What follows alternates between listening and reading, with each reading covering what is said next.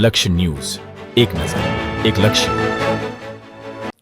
બનાસકાંઠા જિલ્લાના સરહદી પંથકમાં તાપમાન 44 થી 45 ડિગ્રી પહોંચતા લોકો ગરમી સહન કરવા મજબૂર બન્યા છે. બનાસકાંઠા જિલ્લાના સરહદી રણ વિસ્તારોમાં તાપમાન 44 થી 45 ડિગ્રી પહોંચતા લોકોને ભારે ગરમીનો પ્રકોપ સહન કરવો પડી રહ્યો છે. જ્યારે સરહદી વાવ, સુઈગામ, ભાભર જેવા વિસ્તારોમાં ગરમીનો પારો સતત વધતા લોકો કાળઝાળ ગરમી સહન કરવા મજબૂર બન્યા છે.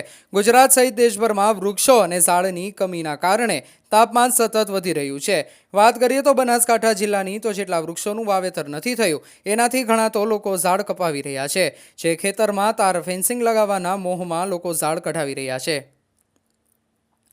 જો આમને આમ લોકો ઝાડ કઢાવતા રહ્યા તો તાપમાન તો વધી રહ્યું છે, પણ એની સાથે વરસાદ પણ આવતો બંધ થઈ જશે. વૃક્ષ આપણા જીવનનો એક ભાગ છે, જ્યાં આપણને શ્વાસ લેવા માટે ઓક્સિજન પૂરો પાડે છે. તેના છાયા નીચે આપણે બેસીએ છીએ અને વૃક્ષોના કારણે વરસાદ આવે છે.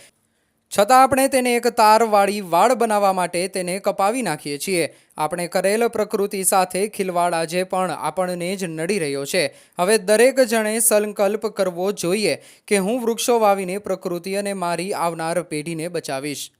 રિપોર્ટર કિરણ ઠાકોર, ભાભર.